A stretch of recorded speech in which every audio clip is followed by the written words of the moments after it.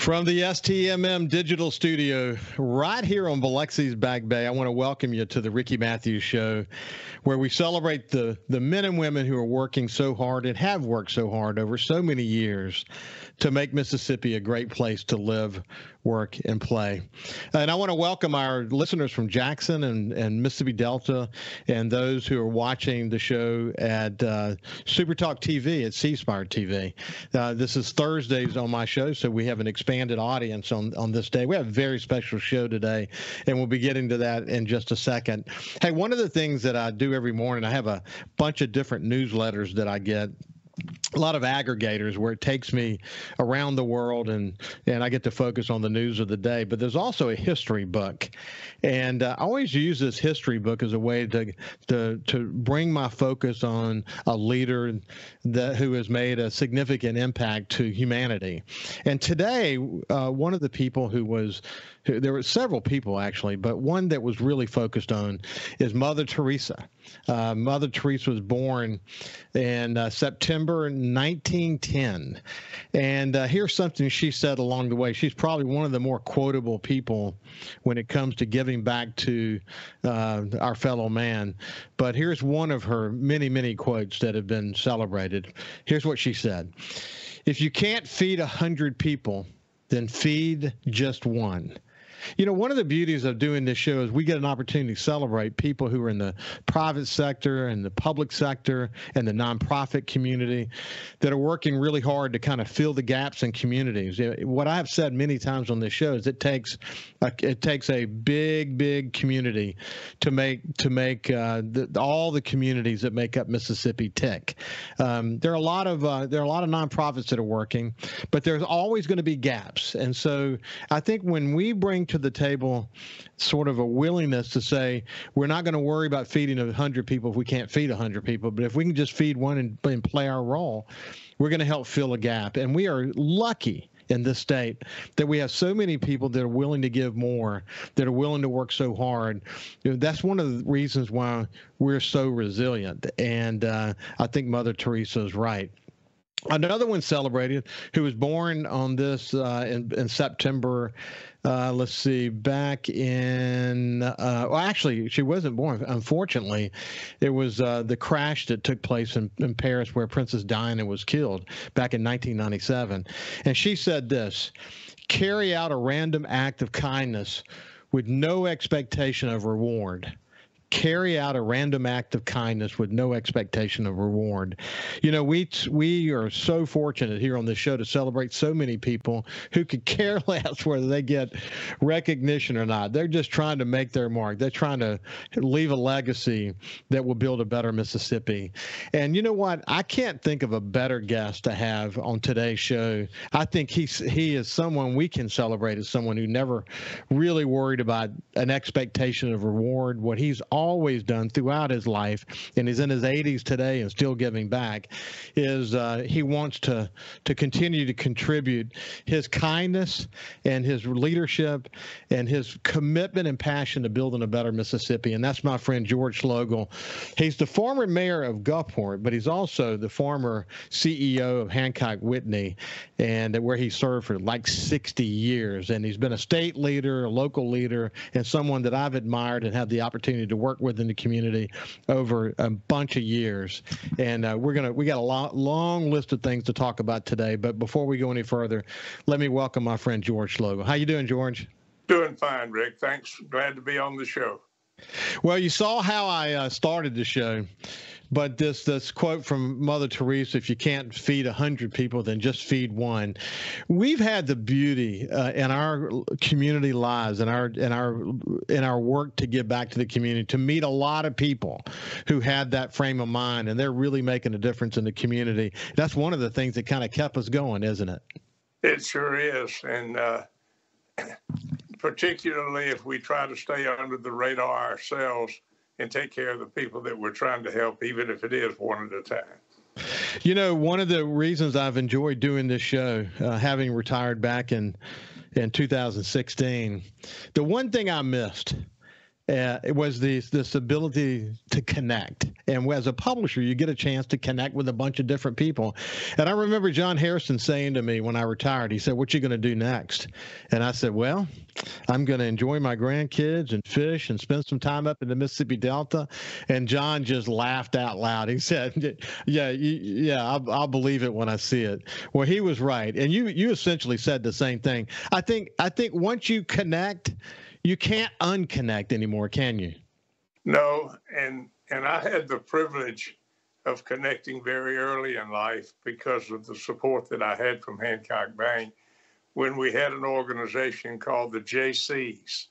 It was a statewide organization. We had chapters in 92 communities, and I had a chance to visit every one of those communities and be a part of a real statewide activity. Of course, it was nationwide and worldwide too, but the emphasis in Mississippi was important because we got to meet people in every county, every community, and see what the needs were, and different needs in different parts of the state, but also different opportunities in different parts of the state. So that connectivity has paid off for my lifetime. Well, what's been interesting about you, George, is that whether it's, you and I had the opportunity to work together on the Friends of the Gulf Islands National Seashore effort, rebuilding the Ship Island Lighthouse, whether it's something that's really ground level like that, or whether it's involved in education on the statewide basis, that everything that you've done, whether it be working locally or regionally or across the state, it's been about gaining perspective and trying to figure out how can we build a stronger Mississippi. That you talk about your time in the JCs, but having the opportunity to travel to these other communities and seeing how this very diverse state fits together is a key in your success, isn't it? It certainly is. And then I had a follow-up to that in the banking industry, which was my home, when I had the opportunity to be president of the Mississippi Bankers Association. And during that year that I served, I visited every bank in Mississippi, which put me into those communities in such a way with the people that were leading in those communities. And I learned an awful lot from that experience. Yeah, I can't agree more. I've not had that opportunity you're just describing, where you could visit every bank and every community in the state, or like with the JCs where you visited over 90 communities. But every chance I get, whether it's spending time in Jackson or my place up in the Mississippi Delta, I try to soak it up. I try to understand what are the situations that affect these communities, and how does it all fit together? Because I believe deep in my heart, and I came to understand this as a publisher, that we're only going to be as strong as a state as our weakest community, and that's really important, isn't it? That particularly is, and I think we have some good examples to use for that strength. One of them is the Northeast Mississippi area that has a very diverse number of communities that had been ravaged during the Civil War, came through Reconstruction, and then used the Tupelo area as their anchor for those smaller communities through the leadership of a fellow named Harry Martin, who put together an economic zone for the needs of Northeast Mississippi. Because Northeast Mississippi a little different than the coast, a little different than the Piney Woods, certainly different than the Delta. But by those people coming together and making that unit, they built some great things in Northeast Mississippi, not to the detriment of the other parts of the state, but to their own benefit. And we're still benefiting by those today. Yeah, it's interesting that you bring that up. I had this terrific conversation last Thursday with Joe Max Higgins, who is a CEO of the Golden Triangle effort, and what they've done in the and the Columbus, Starkville, West Point area is really important. He actually talked about the Tupelo area and the Northeast Mississippi area as being, economic engines. He talked about the DeSoto area, certainly the Piney Woods around Hattiesburg, the area around Jackson, and of course the coast. He didn't want to leave anybody out, but there are certain areas of the state, certain regions of the state that are economic drivers for the rest of the state, and it takes all of us working together to bring this state forward, and it's an excitingly diverse place when you start to really kind of break it all down, isn't it? It certainly is, and you think in the short distance that we have between the coast and Memphis, and with Louisiana and Arkansas on one side, and Alabama on the other, we're really connected to the growth of the Gulf South, and we need to do our part to make sure Mississippi holds up its end of the bargain. I can't agree with you more. Having the opportunity to be publisher at the Times-Picayune for a period of time, and then also to spend time over in Alabama as publisher of Mobile, and then having responsibilities for Birmingham and Huntsville, to see how Mississippi fits into that from an economic development point of view, and frankly from a quality of life point of view, is very important, actually. Hey, when we come back, we're going to continue our conversation with a stalwart leader for the state of Mississippi, George Schloegel, and we'll just continue the conversation. We'll see you after this break. Welcome back to the Ricky Mathews Show, and again, welcome to our listeners from Jackson and the Delta and SuperTalk TV. We have a man who I've often referred to as a stalwart leader, a man who has had tremendous impact in coastal Mississippi, but really tremendous impact across the state of Mississippi, not just in his role as a mayor of Gulfport, which he did later in his life as a way to give back, but as the chairman of and CEO of Hancock Whitney. What a tremendous leader he's been.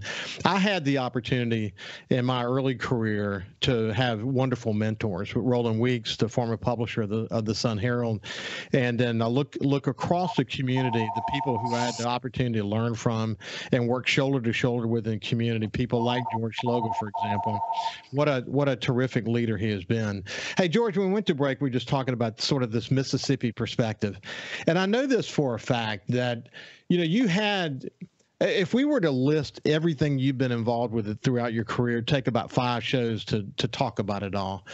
But one area that you and I connected on in past shows and just in general, just in our discussions about the community, was Governor William Winter and the opportunity you had to work closely with him.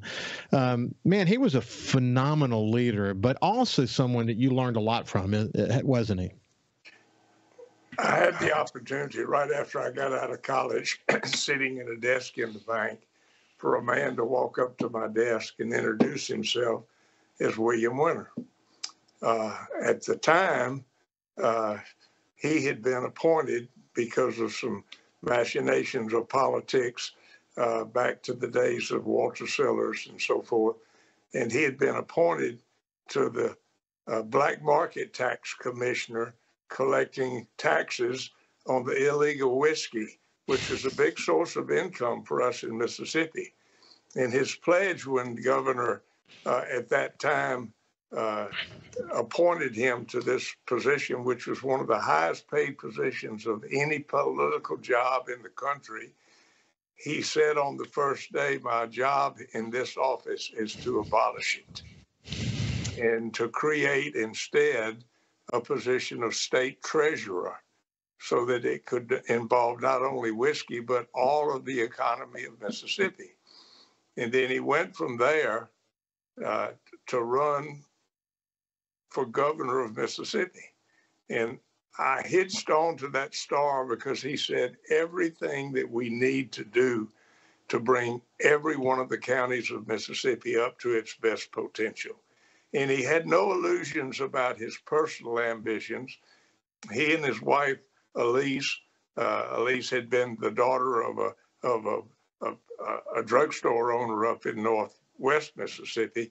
And William had been born in Grenada and came through World War II and so forth and saw the growth of our state.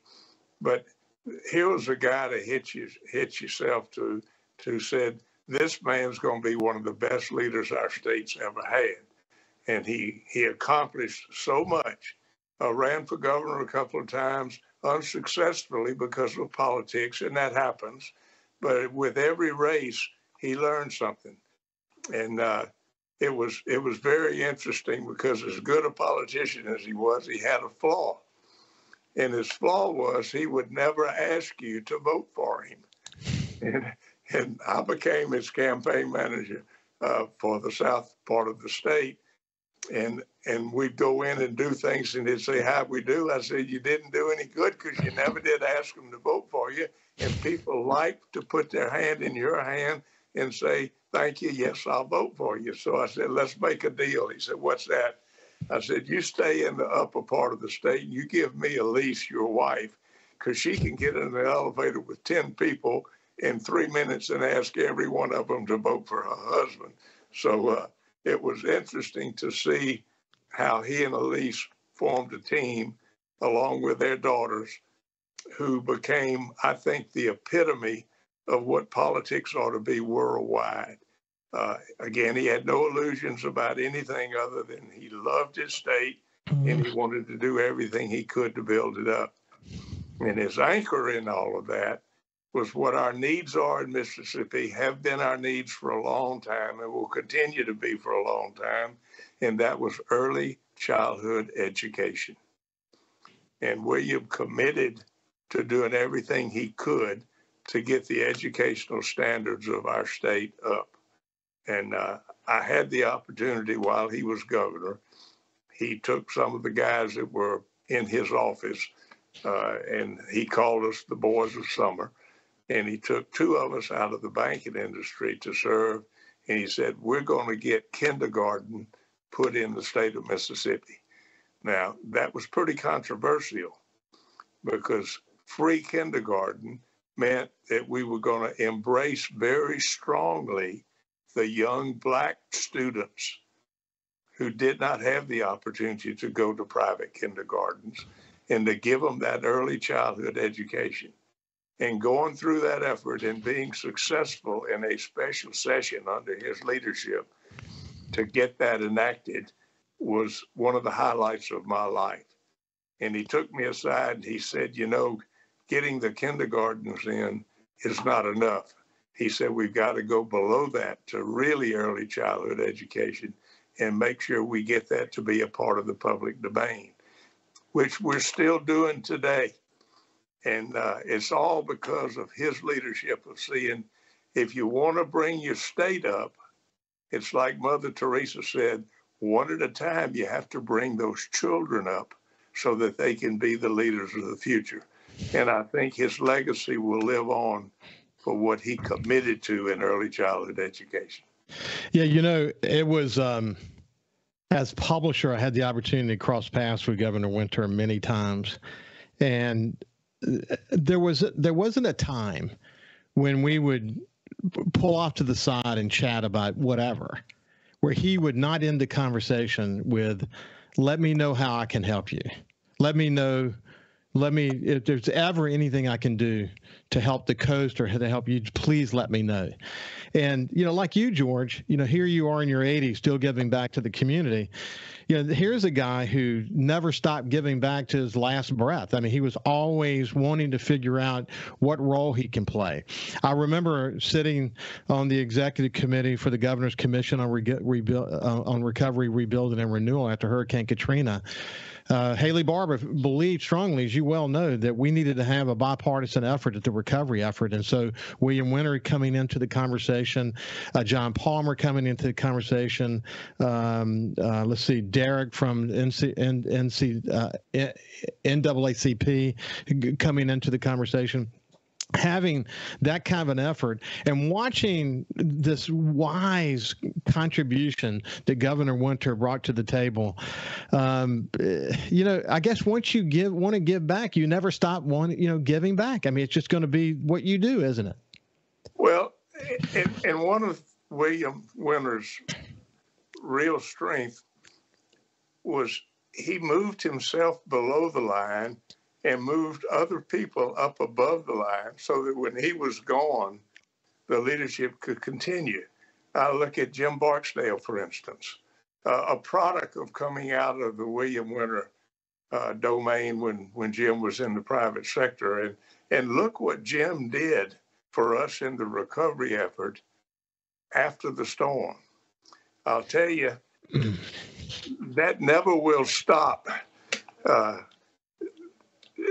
We were in a session in the Biloxi City Hall with Mayor Holloway at the time, and I was mayor of Gulfport, and we were having problems.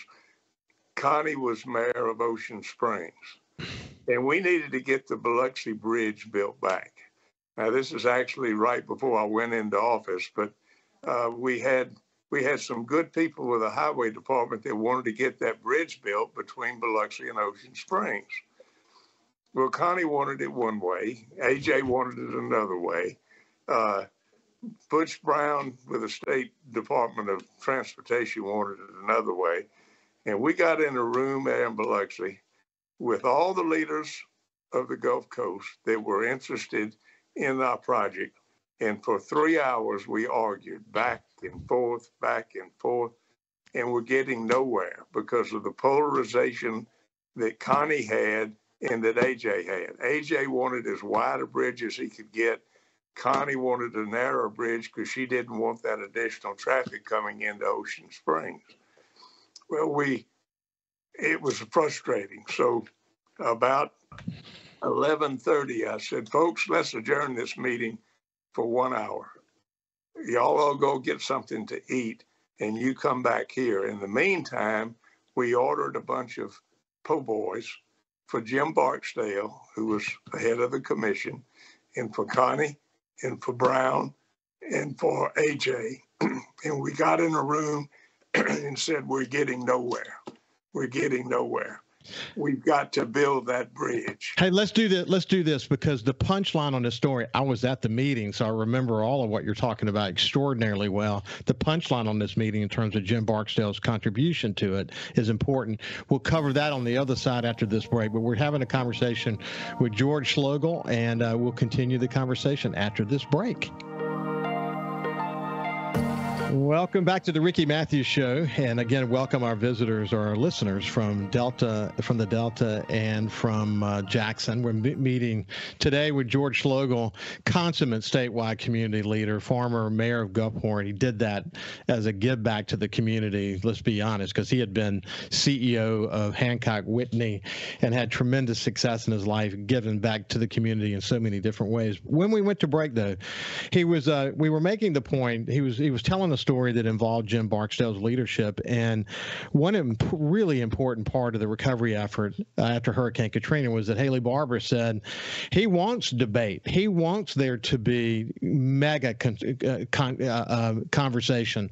He wants there to be a democratic effort that involves, he wants democracy to prevail, because he believed that we would all build back a better community if people had a voice in that. And he didn't want to, he knew when to, I wrote about this in the book. He knew when to apply the pressure, but he knew when to let us have our debates. And one particular debate that Haley Barbour wrote in great detail about in his book, America's Great Storm, was the discussions that were happening around the Biloxi and Ocean Springs Bridge. And where we were when we went to break, as George was telling the story, I happened to been at that meeting. This tremendous debate that was taking place between MDOT and Butch Brown, AJ Holloway, and Connie Moran, who was the mayor of Ocean Springs at the time. And all of us, we had different points of view about what this bridge needed to be. And that's where we were in the conversation. You can pick it up from there, George. Okay. Well, we sat there while we had a po' boy, while literally about 75 people had left the meeting to go get their lunch wherever they could. And we got in there and we had about a 20-minute discussion between those parties that you just mentioned. And I recall saying, we're not really getting anywhere. I said, Connie, what is it that you really, really want? And she said, well, I want a decorative bridge and I would like for people to be able to walk back and forth between Biloxi and Ocean Springs, and I'm not so interested in the traffic count. I said, AJ, what is it you want? He said, that's all fine. He said, but I want the traffic count because that's our doorway into Biloxi. And Butch is sitting there, Butch Brown sitting there frustrated. He said, fellas, I just want to build a bridge. And I looked over at Barksdale and I said, what can we do? And Barksdale said, Butch, what'll it cost us to put that walkway across there? And Butch gave him a number, which was a little over $1 million. And Barksdale looked at AJ and he said, AJ and Connie, I'll pay for that walkway. And he took his personal money and gave it to Butch Brown. Connie got what she wanted with a decorative bridge, with a good walkway, which we're using every day today. Yeah. AJ got what he wanted in having more cars to be able to come back and forth across Highway 90.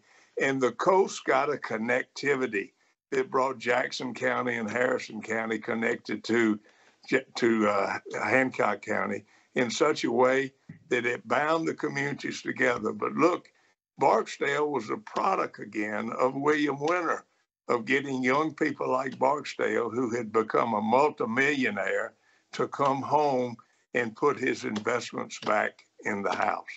And I think that's the legacy that William Winter has left to the state. There are leaders all over this state who came up under his mentorship that wanted to give back, not for their personal benefit, but for the benefit of the state. Yeah. And yeah. He was just the best. He was the best. You know what? In the way that he was sort of a transformational leader, let's think for a second about Haley Barbour and how he was built for the moment of post-Katrina. And incidentally, let me tell you a quick story. You're talking about asking for votes. I'll never forget the editorial board meeting we had with Haley the first time that he came when he was running for governor, and of course he would ultimately win. We had this great conversation that demonstrated his great mind and his ability to move around and compartmentalize all these numbers. And you know his mind well. I got to see it in action well myself. But so we get done with this meeting, and we're about to stand up. This is, the editorial board, and there are journalists in the room, and Haley and some of his staff. And he pauses the moment. Okay, so some of us are half stood up at this moment, and he pauses the moment, and this is what he says to us. He said, I want to ask everyone in this room to vote for me. He said, I would really appreciate your vote, but I covet your endorsement. No one had ever said that like that before. And I thought, wow, this guy means business. And of course, he goes on to win. And then we get the benefit of all of his connections and his bipartisan approach that he took after the storm and all of that after Katrina. But was he built for that post-Katrina world, George?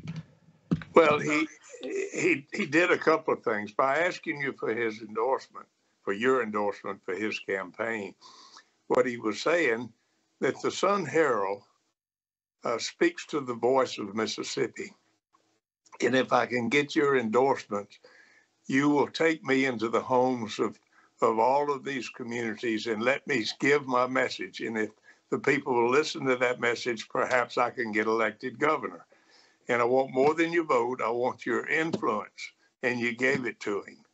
And what a tremendous difference that made. But Haley brought home a Yazoo City boy that didn't wear socks with his loafers, who went to Washington and bound the people of Washington, bound them with connectivity for the Republican Party, that he then took back to the Mississippi as governor and got us a tremendous amount of money for rebuilding after that storm. He was prepared for that. And again, he came out of that era of young leaderships in Mississippi, not as a Republican for William Winter, because William Winter was a diehard Democrat, But William saw the connectivity with the Republican Party at the national level, which we needed. And Haley and Winter, in effect, joined hands in their philosophy and crossed the lines of Democrat and Republican to do what was good for our state. What a blessing those two men have been to our state. Isn't that so true? Listen, I wrote in the foreword to Haley's book on Katrina, I wrote this: his accent and folksy mannerisms comfort those who need assurance, or who need reassurance that he knows where he comes from. For those in the region, this provides an instant connection with those who must believe and trust him. For those beyond the South, Haley's style is disarming, perhaps even an invitation to underestimate him, which serves him well in the complicated negotiations to advance Mississippi's goals of communities in need. But it is only a temporary advantage. I go on from there as people start to understand, what this man was all about. But again, I often wonder, actually, if we could do that today. If we could do, it wasn't until I read the manuscript to the book that I realized that while we were all on the ground developing this plan that he used to justify the ask that the billions of dollars of ask that he was going to do in Washington, that he was spending so much time in Washington bringing Democrats and Republicans together. And it was really important, actually, because Mary Landrieu, you remember, very shortly after Katrina, she went for the state of Louisiana and asked for $250 billion without any justification behind it. And that created a chilling effect in Washington. And Haley had to sort of work through that chilling effect to break it all down. And to some extent, what he did was position Mississippi with the plan that we were developing. What he did also is actually help Louisiana, because it sort of recalibrated what the ask was going to be from Louisiana. But, it's coming back to he was hammered for being a lobbyist prior to getting elected, but it was that lobbyist connection, that lobbyist competency that helped us immensely after the storm. It's an amazing story. It really is. And Haley gave us the opportunity to use the influence of Thad Cochran and Trent Lott to get the funds we needed to get by crossing that Democrat-Republican line. And I subscribe to the two-party system. I think it's wonderful that we have it. But there are times when the two parties need to come together, and Haley brought us together during that time. And you're right. When the governor of Louisiana asked for too much money, Haley went up there and put a lid on that pot and said, let's get realistic. And he got Louisiana what they needed, but he also got us what we needed, because he was able to cross the party lines. Hey, when we come back with George Schloegel, we'll talk a little bit about the political condition in America today, and how, from my perspective, it's kind of sad that we're so polarized when most people are somewhere in the middle. We'll talk about that for a second. And then I actually want to talk a little bit about longevity. Here's George in his 80s. I want to know some of his personal habits and what he does for mental well-being, what he does to stay engaged in the community, all things we can learn from him. When we come back, we'll continue our conversation with George Schloegel. Welcome back to the Ricky Mathews Show. I have my friend George Schloegel. I refer to him as a stalwart leader in Mississippi. We could spend another several shows just talking about the ascension of Hancock Bank and what he learned from people like Leo Seal.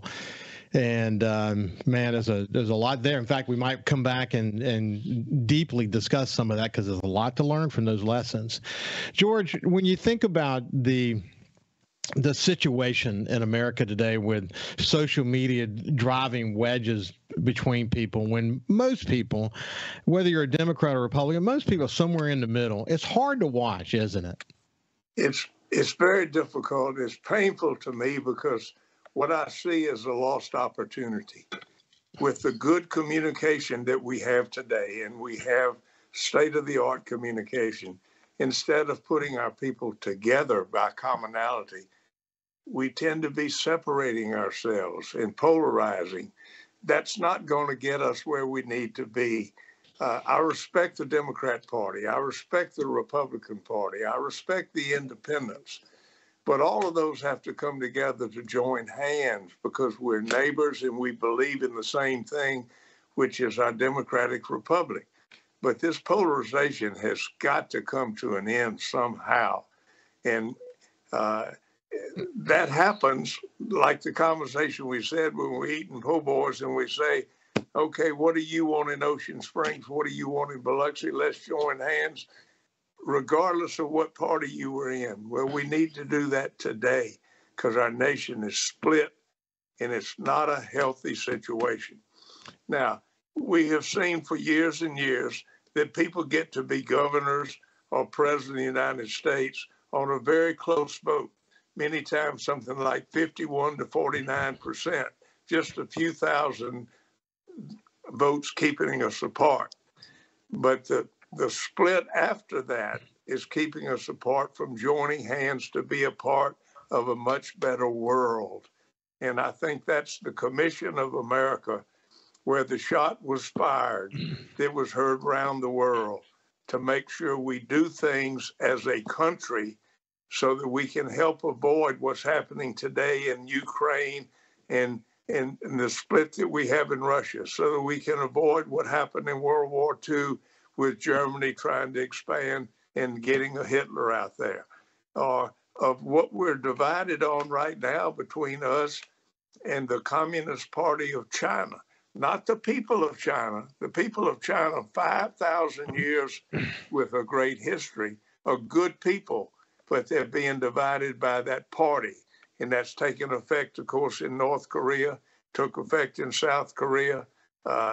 We've got to get past all of that and take our leadership role in this country, Democrat or Republican, but Democrat and Republican and independents, and say we're going to go forward for the good of mankind.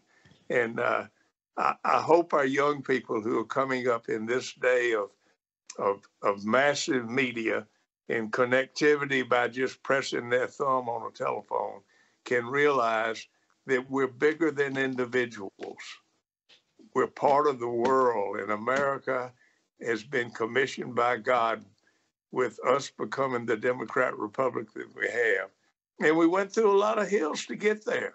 We didn't do everything right. Look what we did to the Indians. Look to what we have done with the black and the brown population.